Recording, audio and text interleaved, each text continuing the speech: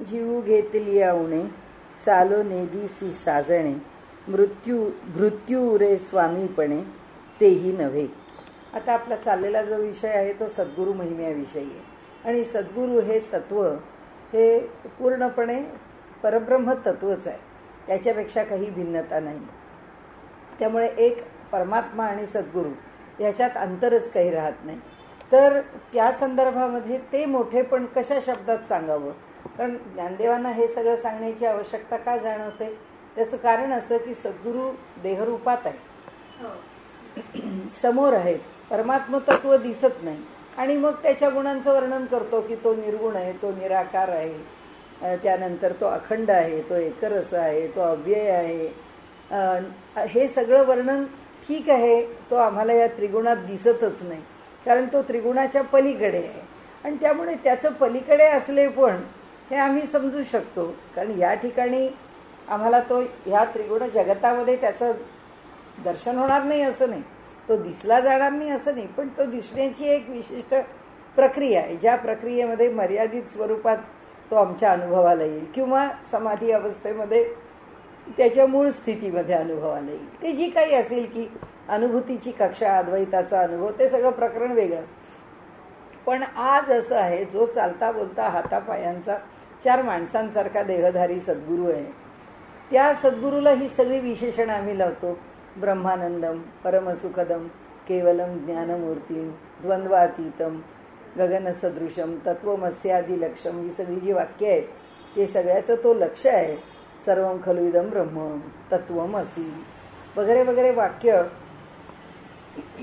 जी उपनिषदांची महावाक्य म्हटलेत परब्रह्माचं वर्णन करणारी, त्या सगळ्या वाक्यांचं लक्ष किंवा उद्दिष्ट कुणाचं वर्णन करण्याकडे, तर सद्गुरू महिमा गाताना असं म्हणले ते सद्गुरूचं वर्णन करतात. असा जो सगळा सद्गुरू आहे, तर मग तो देहधारी कसा, मग तो आमच्याबरोबर कसा, अडचण ही आहे. म्हणून ज्ञानदेवांनी हे सगळं प्रकरण सद्गुरूंच्या महिम्याकरता खर्च केलं आहे. तर ते करत असताना ते आम्हाला सांगतात, जीव घेतलिया उणे, म्हणजे जीव घेतलिया उणे, जीव म्हणजे जीवपणा, घेतलिया उणे म्हणजे त्या जीवपणाच्या ठिकाणी उणेपण घेतल्याशिवाय, म्हणजे ते घेतल्याशिवाय म्हणजे काय, आमच्याकडे जीवपणा टाकल्याशिवाय. बरोबर कळलं ना, की जीवपणा, जीव म्हणजे जीवपणा, घेतलिया उणे, उणे म्हणजे काढून टाकणं. म्हणजे जेव्हा जीवपणा काढून टाकला तेव्हा, ते म्हणजे जीवपणा टाकल्याशिवाय चालो नेदीसी साजणे, म्हणाले तोपर्यंत तू काय करतोस, आम्हाला शिष्य पण देत नाहीस.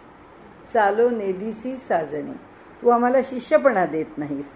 मृत्यू रे स्वामीपणे तेही नव्हे, म्हणाले आम्ही शिष्य झालो असं म्हटलं तर तू स्वामीपणाने पण राहत नाहीस, कारण तू कोणतीच उपाधी घेत नाहीस ना. आमच्याकडे जीवपण राहिलं तर जीवभावाने युक्त असलेल्याला तू शिष्य म्हणत नाहीस. तू आम्हाला आमच्या त्या अज्ञानामध्ये तुझं शिष्यत्व आम्हाला स्वीकारता येत नाही. आम्ही शिष्य झालो किंवा आम्ही स्वतःला शिष्य म्हणून धरून चालू आपण ब्रॅकेटमध्ये, की आम्हाला शिष्य होण्याची लायकी आली, म्हणजे आमचा जीवभाव सुटला, आमची उपाधी सुटली, आणि मग आम्ही म्हटलं आता आम्ही तुमचे शिष्य व्हायला होतं, आमचं हे बरंच काही सुटलं आहे, आता आम्हाला शिष्य म्हणून घ्या. तर जो शिष्य म्हणून घ्यायला गुरूंच्या ठिकाणी जातो तर गुरुपणाच्या भावामध्ये उरतच नाही. ते गुरुपणाची उपाधी कधी लावूनच घेत नाही. गुरुला गुरुपणाची उपाधी केव्हा, जेव्हा गुरु समोरच्याला शिष्य म्हणून स्वीकारेल तेव्हा. गुरु त्याला शिष्य म्हणून स्वीकारतच नाही, गुरु त्याला त्याच्याशी एकरूपच करतो, आपल्यापासून त्याला वेगळाच ठेवत. आपणासारखे करीती तात्काळ नाही काळ वेळ तया लागली. म्हणजे जोपर्यंत गुरुशी शिष्यपणाने तो जवळ येत नाही तोपर्यंत तो गुरूंपासून अलगच आहे. तो ठीक म्हणून मी तुमचा शिष्य आहे, पण गुरुनी काही त्याला जवळ केलेलंच नाही.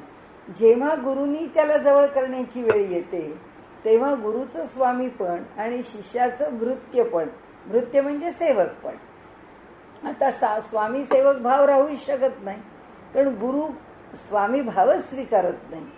तर स्वामी भावच स्वीकारला नाही तर शिष्यभाव किंवा सेवक भाव येईल कुठून, म्हणजे तो भाव येत नाही. तेही नव्हे म्हणजे दोन्ही राहत नाही. जीवपणा तो हरल्या विना टिकून देशी शिष्यपणा.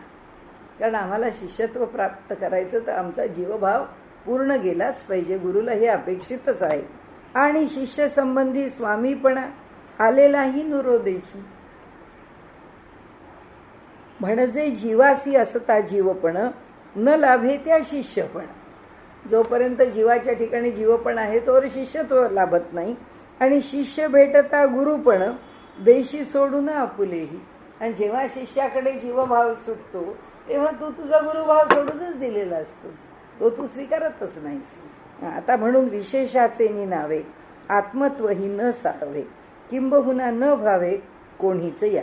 विशेषाचे नावे म्हणजे नामरूप, कुठल्याही वस्तूचं विशेषत्व. आता माझं विशेषत्व सांगणार, या कल्याणी नामजोशी या राहिला दीप बंगल्याजवळ, म्हणजे त्या जीवाला नामरूप आलं की त्याबरोबर त्याचं सगळं विशेष आलं. म्हणून विशेषाचे नावे, त्याच्या नावाने नामरूपामध्ये आत्मत्वही न साहवे. मला ह्या नामरूपात्मक गोष्टींच्या ठिकाणी जसा तो अडकत नाही तसं आपल्याला वाटतं ठीक आहे बा, हे त्रिगुणातलं नामरूप आहे, ते त्याला फार सामान्य जीवासारखं आहे, तो ते स्वीकारणार नाही, त्याला ते रुचणार नाही, त्या ती उपाधी तो स्वीकारणार नाही. मग आत्मरूप तर राहील की नाही? आत्मरूपाने राहायला काय अडचण आहे? तो आत्मत्वही स्वीकारत नाही. जे आत्मपण त्व म्हणजे आता जसं आपण गेल्या वेळी मी बोलले की नाही मला माहीत नाही, पण 2-3 प्रकारांनी आपण आपल्याकडे पाहतो. मी माझं पण म्हणजे स्वत्व. आपण म्हणतो काही झालं तरी स्वत्व सोडता कामा नये, म्हणजे माझं काय जे आहे ते सुटता कामा नये. माझी काही तत्त्व आहेत, माझ्या काही धारणा आहेत, माझ्या काही श्रद्धा आहेत, माझे काही माझ्या आयुष्यात ठरलेल्या दिशा आहेत की याच दिशेने मी चालणार, याच्यापेक्षा मी वेगळ्या दिशेने जाणार नाही, याच गुणांचा अवलंब मी करणार, मी वेगळ्या गोष्टींचा करणार नाही. कुणी जर सांगितलं हो तुम्ही एवढं स्पष्ट बोलता, एवढं बोलत जाऊ नका, हो जरा थोडं हे करा, तर माणूस म्हणेल नाही मला काही कुणाकडनं मिळवायचं नाही आहे, मला लोकांनी चांगलं म्हणावं असं मला वाटत नाही, आणि जे अयोग्य आहे ते मला सहन करता येत नाही, त्यामुळे मी मला जे बोलायचं आहे ते स्पष्ट बोलतो. मग तुम्ही मला स्वीकारा नाही तर स्वीकारू नका, तुम्हाला नसेल पटत तर माझं ऐकू नका, पण मला जे पाहिजे आहे ते मी बोलले. ते प्रभाजो किती पाट्या किती गोष्टी लोकांना सांगायचे ते त्यांना पटत होतं. मनुष्य अतिशय चांगला होता, माणूस कुठे वाईट होता, माणूस चांगलाच होता, पण ते इथे हे सगळे खुल्लम खुल्ला प्रदर्शन हे असे काय काय ज्या पाट्या त्यांच्या घराला लिहिलेल्या होत्या, इथून असे येऊ नका तिथून तसं, ती त्यांची धारणा आहे. ते त्या माणसाचं वेगळेपण किंवा त्याचं स्वत ते चांगलं का वाईट हा भाग नाही आहे. ज्यांनी जे स्वीकारलं आहे ते त्याचं स्वीकारलेलं आहे. तो म्हणतो मी हा असा राहणार, हे माझं स्वत्व आहे. स्वत्व कशा करता? जे मला नक्की रुचलं आहे, मला पटलं आहे असंच वागावं असं मला वाटतं. तत्व हे माझं स्वत्व आहे, ते माझं मी पण जपतो. आपण कशात? आपण म्हणतो अहो मी जन्मभर अशी वागले आणि आता जे यावेळी लोकांनी मला असं काही म्हटलं किंवा काही उणं केलं किंवा दोष दिला, तर मग काय मी जे आयुष्यभर जपलं ते सगळं फुकट गेलं का? म्हणजे माझं सगळं, कारण आपल्या स्वभोवती आपण एक काहीतरी भूमिका तयार केलेली असते आणि त्या भूमिकेत त्या कोशात म्हणा पाहिजे तर त्या एका विशिष्ट पद्धतीमध्ये आपण आपल्याला ठेवलेलं असतं. त्याला संस्कार म्हणा की त्याला आपले व्हॅल्यूज म्हणा की विचार म्हणा, पण त्यामध्ये आपण असतो आणि ते स्वत्व आपण जपत असतो. की कुणालाही असं नाही वाटतं बा की मला बोलावलं मी तासभर उशिरा गेली, नाही आपल्याला चालणार. की आम्हाला असं वाटतं आम्ही कायम शक्यतो आम्ही वेळेवरच पोचू, हे आपण वेळेवरच तयार राहू, आपण दुसऱ्याचा वेळ शक्यतो घेणार नाही. काय जे आपल्या धारणा हे आपलं स्वत्व आहे. दुसरं तत्व आहे आपल्या ठिकाणी, ते असणं म्हणजे माझ्या ठिकाणी तो आहेच आहे. मी माझ्या ठिकाणी म्हणजे तत्व माझ्या ठिकाणी किती आहे, म्हणजे मी त्याच्या आश्रयाने किती व्यवहार करते. आता आम्ही तत्वतः म्हणतो म्हणजे ती गोष्ट व्यवहारामध्ये ते तत्व म्हणजे काही ब्रह्मतत्व घेऊन आपण व्यवहार करत नाही. आपण व्यवहारामध्ये तत्व म्हणजे असं म्हणतो की ह्या गोष्टीच्या मुळाशी नेमकं सत्य काय, व्यवहारता यथार्थता आपल्याला कळू शकत नाही. कारण अगदी जे निखळ सत्य आहे ते कसं कळेल आपल्याला? ह्यातलं सगळ्यात म्हणजे योग्य, आता म्हणजे फॉर एक्झाम्पल आता हे राजकारण चालू आहे म्हणून आपण म्हणतो की आज मोदी हा दिलेला एक आपण चांगला बदल आहे, असं आज आपल्याला 5 महिने पाहता वाटतं की नाही बुवा खूप चांगला मनुष्य आहे, त्यांच्याकडे खूप चांगल्या क्वालिटीज आहेत. कितीतरी कष्ट करण्याची तयारी आहे, की जी तयारी तर आम्हाला काही शंका घ्यायला जागाच नाही आहे. आज ते त्यांच्या परीने अधिकाधिक चांगले निर्णय घेत आहेत. तर आता तिथे आपण काय म्हणू शकतो, की तत्वतः त्यांना ह्या देशाचं कल्याण करण्याकरता अत्यंत प्रामाणिकपणेच तत्वतः म्हणजे की ते आपले निर्णय घेण्याचा प्रयत्न करत आहेत. म्हणजे घेतलेला प्रत्येक निर्णय हा अधिकाधिक निर्दोष ठरावा याच्याकरता ते काम करतायत किंवा झटतायत. हे त्यांचं व्यवहारातलं तत्वतः वागणं आहे. आता तत्वतः का हे उदाहरण घेतलं आपण, कारण त्यांनी आज खूप सगळे चांगले निर्णय घेतले आणि त्या निर्णयाप्रमाणे त्यांनी त्याच्याकरता बजेट सँक्शन केलं, ते पैसे लोकांपर्यंत पोहोचवले, त्याच्यावरती जास्तीत जास्त नियंत्रण ठेवायचा प्रयत्न केला.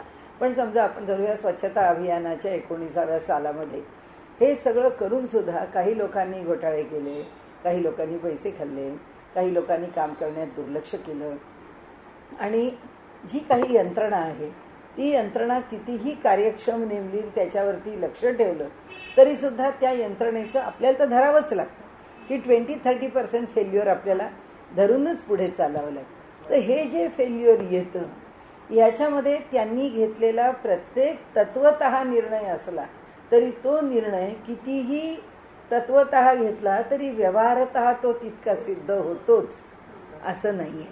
म्हणजे व्यवहाराच्या पातळीवरती तत्वनिष्ठा वेगळी, की त्यांची निष्ठा त्यांच्यापुरती अबाधित आहे, त्या तत्वावर त्यांची निष्ठा आहे, त्यांना त्याच मार्गाने जायचं आहे. पण असं असूनसुद्धा कितीही तत्वनिष्ठ व्यवहार करायचा असं म्हणून समोर जो 5-50 गणंग भेटले त्यांना सरळ करायला काही मार्ग अवलंबावीच लागतात, काही मार्गांना विचार करावाच लागतो, काही डिसिप्लिनरी ॲक्शन्स घ्याव्याच लागतात. मग हे त्यांच्या तत्वात बसतं का? बसत नाही. पण कशाच्या तत्वात बसतं? ॲडमिनिस्ट्रेशनच्या. केलंच पाहिजे. तुम्हाला जर यंत्रणा चांगल्या तऱ्हेने चालवायची असेल तर काही निर्णय मनाविरुद्धसुद्धा का असेना कठोर निर्णय घ्यावे लागतात. म्हणजे तत्व म्हणून मी काय आहे हे जरी व्यक्तीने काही ठरवलं तरीसुद्धा ते तत्वतः जे आहेत अध्यात्माच्या प्रांतात गेल्यानंतर तत्वतः तोच, पण व्यवहाराच्या प्रांतामध्ये मात्र तत्वाचा विचार करताना थोडं खाली उतरतो आपण, थोडा त्याचा स्तर निम्न होतो. किती नाही म्हटलं तरी त्याच्यामध्ये थोडी कधी तडजोड तरी येते, किंवा आपण नाही तडजोड स्वीकारली किंवा कुणी श्रेष्ठ व्यक्तींनी नाही तडजोड स्वीकारली तर त्यांनी न तडजोड स्वीकारल्याचा त्यांच्या अडचणीचा भाग काय होतो तर क्वचित त्यांचा केलेला जो आग्रह आहे तो दुराग्रह ठरू शकतो. आणि तो जो उद्या दुराग्रह ठरला तर त्याही माणसाची जी काही प्रतिमा आहे किंवा त्यांचे जे निर्णय आहेत लोकांच्या दृष्टीने नाही पण तरीसुद्धा कोणतीही गोष्ट फार टोकाला नेऊन कधीच चालत नाही. प्रत्येकाचा नेहमी सुवर्णमध्य काढावा लागतो. तर त्यामुळे केव्हा ना केव्हा तरी तुम्हाला सुवर्णमध्यावर यावं लागतं. तर हे जे काही आहे ते व्यवहारातलं स्वत्व, व्यवहारातलं तत्व आणि व्यवहारातलं आत्मत्व तर काही आपण व्यवहारात घेत नाही, कारण आत्मस्वरूप हे वेगळं आहे. वेगळं म्हणजे मूळ स्वरूप आहे. आणि म्हणून हे जे आहे गुरूंना जर शिष्यांनी असं म्हटलं की ते आत्मस्वरूपच आहेत, ते गुरु म्हणतात मला माहीत नाही आत्मस्वरूप कशाला म्हणतात ते मला माहीत नाही. कारण का आत्मस्वरूप आहेत म्हणजे आत्म नावाच्या शब्दाने बांधलेलं काहीतरी गुणधर्म तुम्ही त्यांच्या मागे चिकटवणार आहात का? नाही चिकटवून घेणार ते म्हणतील मी कसा चिकटवून घेईन हे कुठले तरी गुणधर्म, कारण कोणत्याही गुणधर्मांनी मी युक्त व्हायचं म्हणजेच मला सीमित करायचं. म्हणजे त्यांना काहीच म्हणावं लागत नाही, हे ते तत्व काही ते म्हणतच नाही. म्हणजे ज्ञानदेव सांगतात की ही अनुभूती मला येते की ते नामरूपामध्ये नाहीत, ते कधीच नामरूपाचा जसा स्वीकार करत नाहीत तसं ते आत्मत्वही स्वीकारत नाही की मी आत्मस्वरूप आहे. म्हणजे काही जण असं लिहितात आपली सही करताना आत्मानंद, आत्मतृप्त किंवा म्हणजे असं नित्यानंद असं, की म्हणजे नाव म्हणून नाही की ही माझी आता स्थिती आहे की मी नित्य आनंदात आहे. हे म्हणायला लागणं हेच त्या आनंदापासून आपल्याला वेगळं करणं. द्वैत आलं म्हणजे मी आनंदात नाही आणि मी आनंदात आहे याचा अर्थ म्हणजे दुःख माझ्यापासून दूर आहे म्हणून मी आनंदात आहे नाही. दुःख आणि सुखाच्या पलीकडे जाऊन आनंद आहे. त्या आनंदाचं वर्णनच नाही करता येत, ते निखळ आहे. म्हणून हे जे गुरु आहेत ते म्हणतात, जसं नामरूपामध्ये माझे गुरु अडकवता येत नाहीत, तसे मला त्यांना आत्मत्व द्यायचं मी म्हटलं की तुम्ही साक्षात आत्मरूप आहात असं मी त्यांना म्हटलं, तर ते त्याचाही स्वीकार करत नाहीत. ते त्याही रूपामध्ये मला स्वीकारत नाहीत. म्हणून त्यांनी इथे सांगितलं की म्हणून आत्मत्वही न साहवे, तेही त्यांना सहन होत नाही, जे त्याचाही स्वीकार ते करत नाहीत. किंबहुना न व्हावे कोणीच या, किंबहुना असं म्हणावं लागेल की तिथं काहीच टिकत नाही, तिथे कुठल्याच शब्दांनी मी वर्णन करू शकत नाही. ज्या श्रीगुरूच्या ठाई नामरूप मुळीच नाही, आत्मत्वतेही खपत नसे. एवंच कशाचाही तेथ लागन लागे, लागन लागे उपाधी न लागे, लागन लागे यत्किंचित, या गोष्टीचा भावार्थ ऐसा असोय. कशाचा? यावरच्या ओळीचा. किंवा गुरूंचं वर्णन करताना आता टीकाकार सांगतायत आपल्याला की ज्ञानदेवांना जे सांगायचं आहे त्याचा हा भावार्थ आहे की त्यांच्याकडे कोणतीच उपाधी वर्णन करताना टिकू शकत नाही. किंचिज्ञ म्हणजे ज्याला कमी ज्ञान, असा जीव कसा आहे? किंचिज्ञ म्हणजे अणुपरिमाण ज्ञान आहे त्याला. म्हणजे तो जीव हा परिमाण आहे, त्याच्याकडे व्यापकता नाही आहे, तो सीमित आहे, मर्यादित आहे. आपल्या जीवाला मर्यादा आहेच, नाही तर आम्हाला जीवभावाला सगळ्याच्या मर्यादा आहेत, ज्ञानाच्या मर्यादा आहेत. आम्ही जन्माला येणं आमच्या हातात आहे का देह टाकून जाणं आमच्या हातात आहे का देह कोणता स्वीकारायचा आमच्या हातात आहे का त्यांनी कोणत्या घरात जन्माला घालावं हे आमच्या हातात आहे. जे आमच्या हातात आलं आहे आता त्याच्या पुढे आम्ही काय करावं एवढंच आमच्या हातात आहे, आणि हे शेवटाला कुठे जायचं आहे तेही आमच्या हातात नाही आहे. त्यामुळे तो खूप सीमित आहे. ज्ञानाच्या बाबतीत सुद्धा सीमित आहे.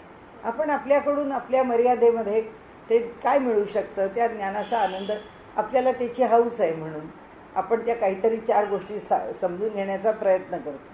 नाही तर बिचारी आपल्याकडे कामाला येणार बाई, तिला रोजच्या कामाचं साधं नियोजनसुद्धा करण्या इतकं ज्ञान नसतं. म्हणजे ज्ञानाची कमतरता किंवा अभाव इतका जाणवतो, आता काय करू हिनी, मला काही कळतच नाही. बरोबर आहे, बिचारीला काय कळणार आहे. तर दुसऱ्यांनी सांगावं ना आपण ऐकावं. म्हणजे मेंदूला आपल्याला काहीतरी करायचं आहे आणि त्याकरता आपण आपलं काही आखायचं आहे, समजत नाही. म्हणजे मेंदूला ती पण म्हणजे कुवत त्यांनी निर्माण केलेली नसते की जो मेंदू ह्या कुवतीवरती काही निर्णय घेईल आणि पुढे झाले. म्हणजे इतकी प्रत्येक जीवाचा जर आपण विचार केला तर काही जीव तर बिचारे त्या जे वनवासामध्ये राहणारे आणि असे जे जीव आहेत ते त्यांना तर कशाची सामान्य जगण्याची सुद्धा हे नाही, इन्स्टिंक्ट नाही. त्यांच्या इन्स्टिंक्ट्स इतक्या बेसिक आहे, फारच म्हणजे फारच. म्हणजे शरीराची स्वच्छता त्यांना कळत नाही. केस नुसते घाण झालेले, त्यात उवा कवडे सगळं, ते अंगाला इतका वास येतोय, घाणेरडे राहतात, पण त्यांना त्याच्यात काहीच वाटत नाही. नाही आहे दुसरं काही, स्वच्छतेत काही आनंद आहे, देह असा राखला पाहिजे, काहीच नाही. म्हणजे आपण जर पाहत गेलो तर एकेका जीवाची ज्ञानाची मर्यादा किती आहे. म्हणजे असा सामान्य जीव जर पाहिला तर ते म्हणतात की किंचिज्ञ अशा जीवाहून, असा हा जो प्रत्येक जीव आपल्या आपल्या ठिकाणी जसा विकसित झाला आहे त्याप्रमाणे श्रेष्ठ सर्वज्ञ शिवपण. तर उलट भगवंताचं जे शिवपण आहे ते शिवपण श्रेष्ठ आहे, त्याला कोणती मर्यादा नाही. आणि या दोहोंपेक्षा जाणं आत्मा तो श्रेष्ठ असेल.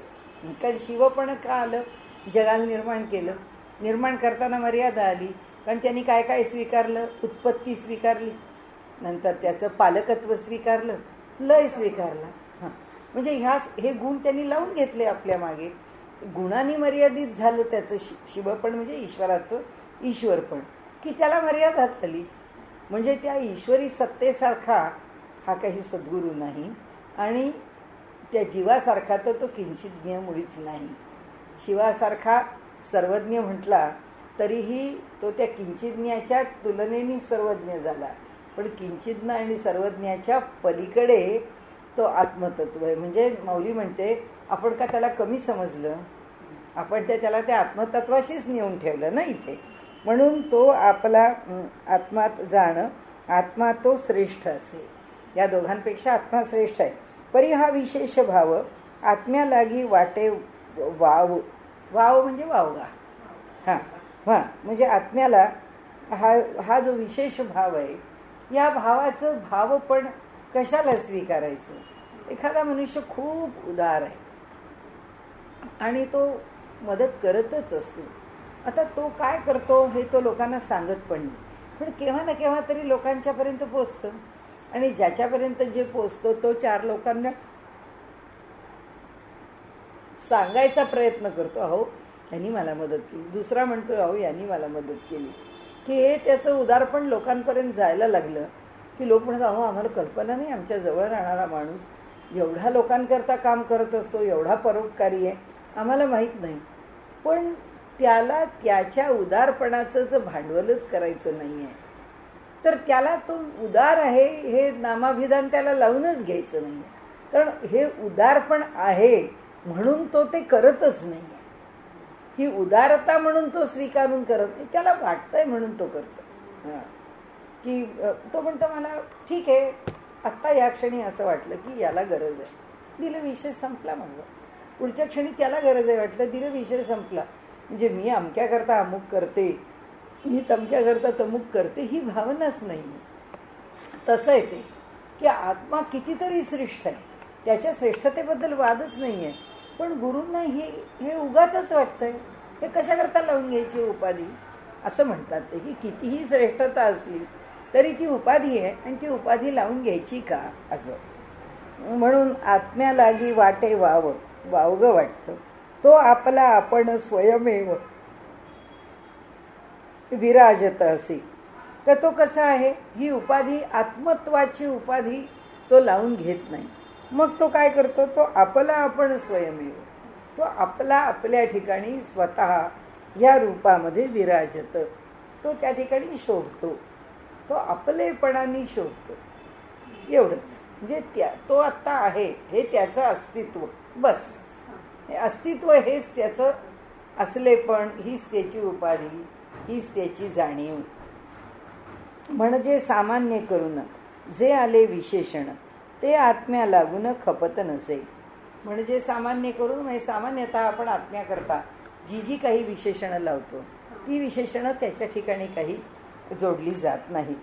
म्हणून का की आत्म्यास दावावया अन्य वस्तू न येठाया, म्हणून सामान्य विशेष या भावाला न लाभ येतो.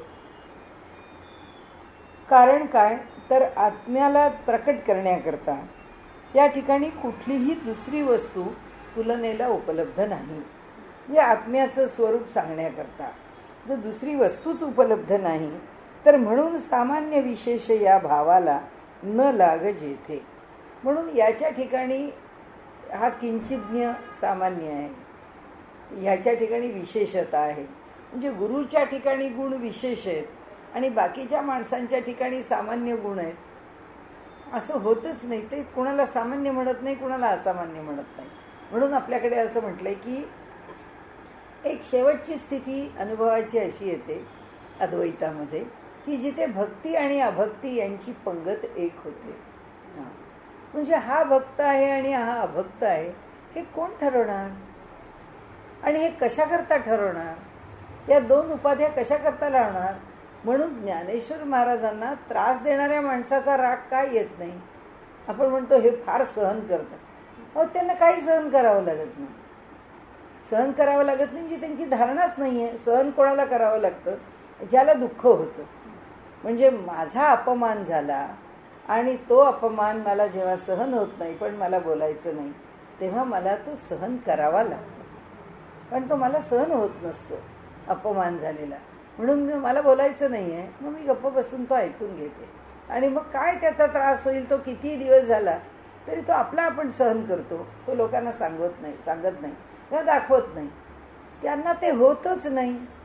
त्याचं कारण जो अपमान करणारा आहे तो माझ्यापेक्षा वेगळा नाहीच आहे. त्यामुळे माझ्या उजव्या हाताने डाव्या हातावर बसलेल्या डासाला जर जोरात मारलं आणि जे मारलं ते माझ्या हाताला लागलं तर माझा हा डावा हात त्या उजव्या हाताला तोडणार आहे का त्याला जोरदार लाठीने मारणार आहे का रे माझ्या इथे हातावर तू मारलंस आणि मला त्रास. माझाच डावा हात आहे, माझाच उजवा हात आहे. त्याच्यामध्ये काय व्हायचं आहे. त्यामुळे तो समोरचा मला बोलतो ही धारणाच नाही आहे. मी कुणी मला वेगळा, हा लहान आहे, हा मोठा आहे, हा चांगला आहे, हा वाईट आहे, हा माझ्या जवळचा आहे, माझ्याकडून लांब आहे, म्हणून हे आत्मत्व तरी मला कशाला पाहिजे. हा विशेष गुण या गुरूंच्याकडे तरी का लावून घेणार. ते नाही लावून घेणार, कारण ते जसे आहेत तसे आहेत. त्याच्यामध्ये असे आहेत तसे आहेत ह्या शब्दामध्ये ते येणार नाही. ते जसे आहेत तसेच आहेत. म्हणून इथे की काकी आत्म्यास दावावया अन्य वस्तू न ये ठाया, त्याच्यासारखी दुसरी वस्तू नाही. म्हणून सामान्य विशेष या भावाला न लाग जेथ.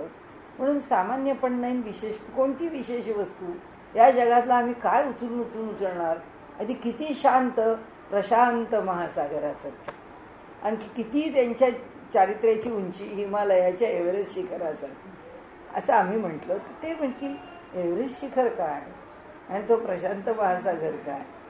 माझ्या दृष्टीने हे विशेष तुम्हाला वाटत असेल आणि हा मनुष्य सामान्य वाटत, मला हे आणि ते या दोन्हीतही फरक नाही आहे.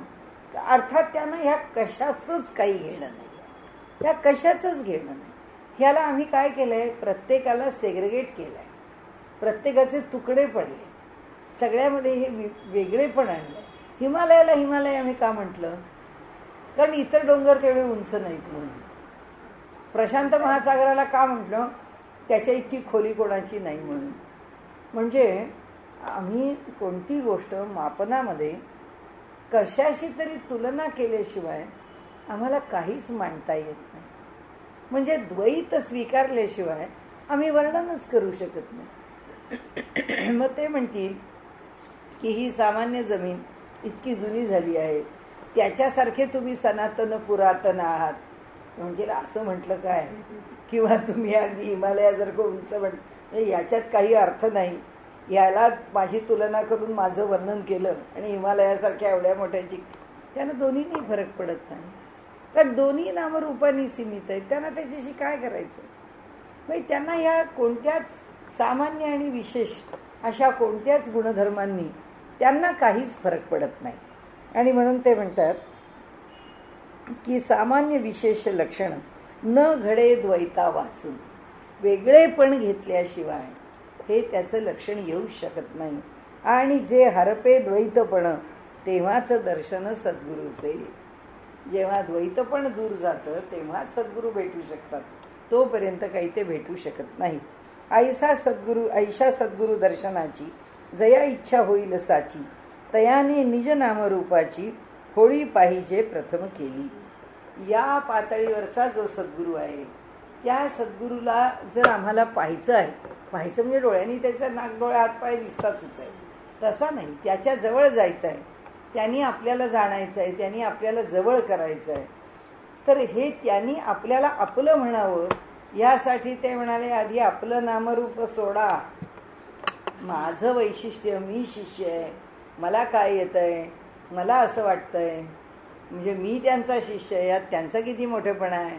मग काही मनुष्याला आता काय, श्रीमंत शिष्य असले की त्यांना वाटतं हो आम्ही जाणून दिलेलं आहे, ते आम्ही केलेलं आहे, महाराजांचा सगळा खर्च आम्ही चालवतो, महाराजांना काय लागतं ते आम्ही करून देतो.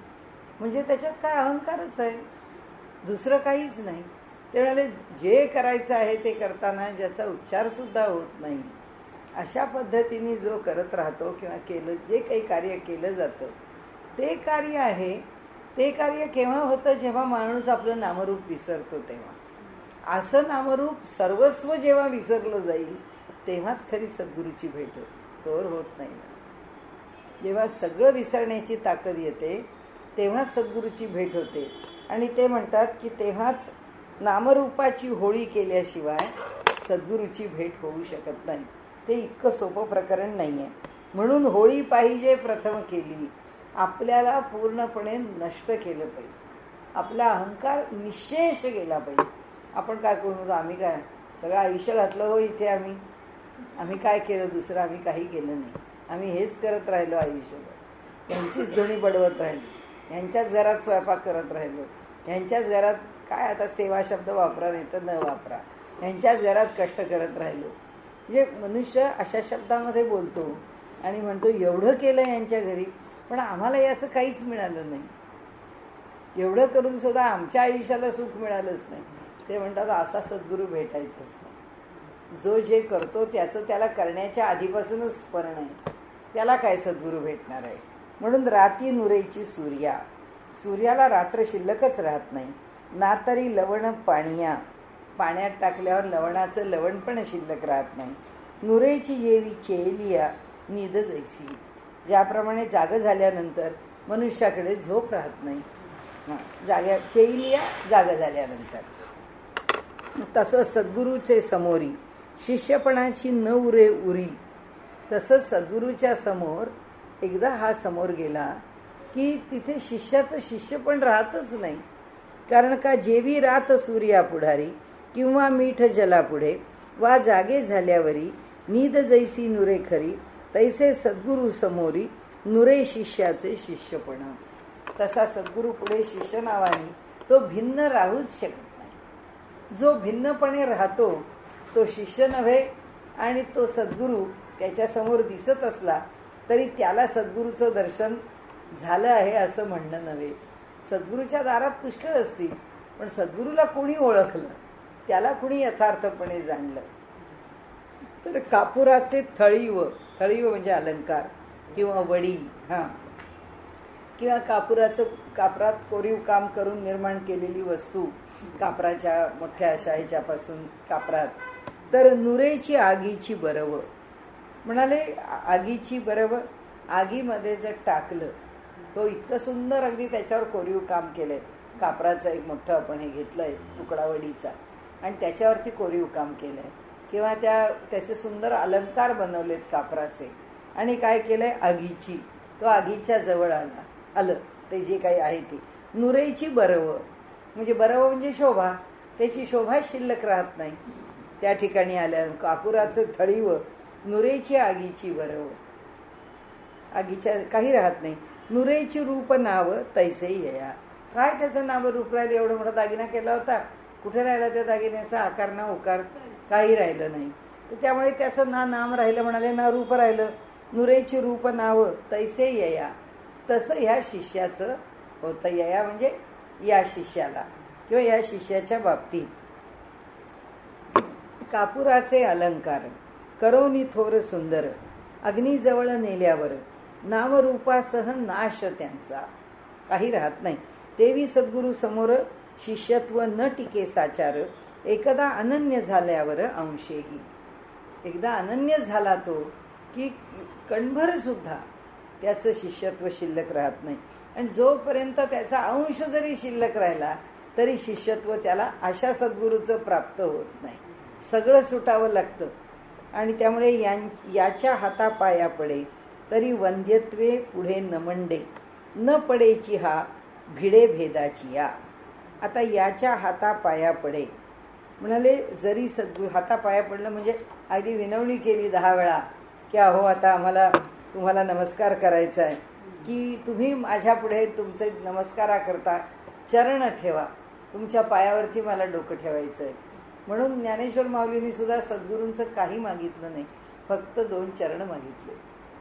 की ज्ञानेश्वरीत जर पाहिलं तर ते म्हणतात हृदयावरती काय विराजमान केलंय, फक्त सद्गुरूंचे 2 चरण. या हृदयाच्या सिंहासनावरती फक्त सद्गुरूंचे 2 चरण ठेवलेले आहेत. सद्गुरूंच्या रूपाकडे मला काय करायचं आहे.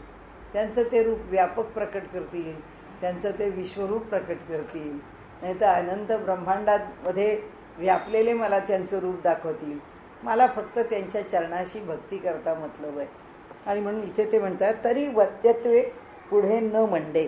खूप विनंती केली, अगदी हातापाया पडला, लोळण घेतली त्यांच्या पुढे की आपण कशा करता यावे. वंद्यत्वा, वंद्यत्व म्हणजे नमस्कार करण्याकरता योग्य होण्याचं रूप धारण करून. कारण तुम्ही आमच्या पुढे रूप घेऊन आलं पाहिजे ना, त्या रूपाशिवाय नमस्कार कशाला करायचा. त्यामुळे कसा भाव आहे आपला, जसा ज्ञान, ज्ञाता आणि ज्ञेय, तसा वंदक, वंद्य आणि वंदन, या 3 गोष्टी आहेत. की आपण कोण आहे, वंदन करणारा, नंतर वंद्य म्हणजे जो वंद्य व्यक्ती आहेत, म्हणजे ज्या वंदन करण्याकरता योग्य आहेत अशी व्यक्ती, ती म्हणजे वंद्य व्यक्ती. आणि जे करतो आम्ही ते वंदन, ही त्रिपुटी झाली. आता यांनी काय सांगितलं, यांनी वंद्यकत्व, वंद्यक म्हणजे जो वंदन करण्यास योग्य आहे असा, म्हणजे वंद्यक म्हणून. आता वंद्यकत्व म्हणजे वंदन करण्यास योग्य अशा रूपाला ज्यांनी स्वतःला आणलेलं आहे, अशा रूपात तो आला पाहिजे. म्हणून त्यांनी इथे काय म्हटलंय की वंद्यत्व पुढे न मंडे. आता ह्यांनी पुष्कळ म्हटलं मला तुम्हाला नमस्कार करायचा आहे, पण वंद्यत्व म्हणजे नमस्कार करण्यास योग्य असं रूप स्वीकारून न मंडे. मंडे म्हणजे मंडन करणं, मंडन म्हणजे स्थापित करणं, न मंडे म्हणजे स्थापित होत नाही. खंडन आणि मंडन म्हणतो ना आपण, आपल्या मताचं मंडन करणे, त्यातला हा मंडे शब्द आहे. तर मंडन करणे आणि न मंडे म्हणजे नाहीच सद्गुरू ते रूप धारण करत, हा किती हातापाया पडू दे त्यांच्या, हा किती विनवण्या करू दे, होत नाही. न पडेची हा म्हणाले काय होतं, काही झालं तरी सुद्धा ते काही ऐकत नाहीत किंवा ते त्या रूपाला येत नाहीत. हा भिडे भेदाची आहे. आणि हे वंद्यत्व का स्वीकारत नाही, कारण भेद स्वीकारावा लागेल. भेदभावाला आल्याशिवाय हे माझे चरण कसं म्हणता येईल. ते म्हणतील तू कुठेही नमस्कार कर. म्हणून आपण काय म्हणतो, ज्या ज्या ठिकाणी मन जाय माझे त्या त्या ठिकाणी निजरूप तुझे, मी ठेवितो मस्तक ज्या ठिकाणी तेथे तुझे सद्गुरू पाय दोन्ही. हे त्यांचं हे व्यापकपण आहे. ते वंद्यत्वाला येत नाहीत, कारण का, ते सर्व दूर भरलेत. नमस्कार कुठेही करू दे, हे वंदन गुरुलाच आहे. ते म्हणतात तुम्हाला कशाला माझे वेगळे पाय पाहिजे, म्हणजे ह्या पायात गुरु आहे की काय. त्यामुळे ते म्हणतात नाही, तसं होणार नाहीये. न पडेची हा, हे मुळीच याच्या भिडेला पडत नाही. हा भिडे, न पडेची हा भिडे, त्याच्या भिडेला म्हणजे त्याच्या आग्रहाला हा काय बळी पडतोय, हा काय त्याचं ऐकणार आहे. भेदाची आहे, कारण का भेद आहे. भेदभावाला स्वीकारणारी हा जो भक्त त्याच्या हातापाया पडून भीड घालतोय, त्या भिडेला पडत नाहीत. ते त्या भिडेमध्ये ते अडकत नाहीत. सद्गुरू ये चरणी, सद्गुरूचे चरणी हातापाया पडवणी, केली जरी विनवणी की आपण यावे वंद्यत्वा. आता म्हणाले सद्गुरूंच्या चरणाला जर म्हणजे चरणी जर आम्ही हातापाया पडून जरी विनवणी केली की तुम्ही वंदनाच्या स्थितीला या, वंद्यत्वाला या. आणि वंद्यत्व म्हणजे पुन्हा तीच की त्या रूपाला या, त्या स्वरूपात या. तरी न ते ऐकती, वंद्यत्वामुळी न येती, द्वैत भाव करण्याप्रती न ऐकती भीड कवणाची, ना ऐकती भीड कवणाची. ते द्वैत भावाला आणण्याकरता जे जे काही शिष्य सांगेल त्याकरता ते येत नाही. ते म्हणजे तुझ्याकरता मी उलटा कसा येऊ, तू ये वरती, तू अद्वैत भावाला ये, तुझ्याकरता मी द्वैत भावाला येणार नाही. त्यामुळे तुला माझ्याकडून काही पाहिजे असेल तर तुला वरती यावं लागेल, तुझ्याकरता मी वरतून खालती येणार नाही. तुझा अनुभव जो आहे तो तुला त्याच पातळीवर मिळवावा लागेल. तुला ज्या अनुभवाची अपेक्षा आहे तो अनुभवच नाही आहे, म्हणून तुला खरं ज्ञान देण्याकरता मला वरच नेलं पाहिजे. वंद्य आणि वंदकत्व, आता हे वरचं जे आहे ना वंदकत्व, देती द्वैताची प्रचित, म्हणजे हा वंद्य समोरचा पुरुष किंवा त्याचं वंद्यकत्व म्हणजे त्याच्या ठिकाणचं असणारं वंद्यत्व, त्याच्या विशेषता त्याची देती द्वैताची प्रचित. म्हणून वंद्यपणाप्रत न शिवती सद्गुरू, म्हणून ते काही स्वीकार करत नाहीत. का की वंद्यकत्वामुळे, का की वंदकत्वामुळे, वंदकत्व म्हणजे वंदन करण्याची ही स्थिती, हे वंद्यत्व येई भले. कारण हा जो वंदक आहे ज्याला वंदन करायचं आहे त्याच्याकरता म्हणजे वंदकत्वामुळे त्याला नमस्कार करण्याचा अधिकार प्राप्त व्हावा म्हणून यांनी वंद्यकत्व का स्वीकारावं, कारण तो वंदकत्व स्वीकारू नये आणि ह्यांना वंद्यकत्व देतो आहे. त्यांनी का स्वीकारावं ते, हे वंद्यत्व येई भले म्हणून ते अप्रिय झाले सहजची, म्हणून त्यांना काही ते मान्य नाही आहे.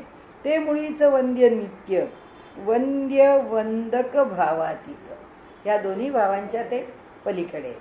म्हणजे खऱ्या नृपा नसे पटत सोंग सेवणे नृपाचे, जे सत्यस्थितीला आहे की जे सततच वंदनीय आहे ते हे रूप धारण करून ते वंदनीय आहे हे कशाला स्वीकारतील हा गुणधर्म.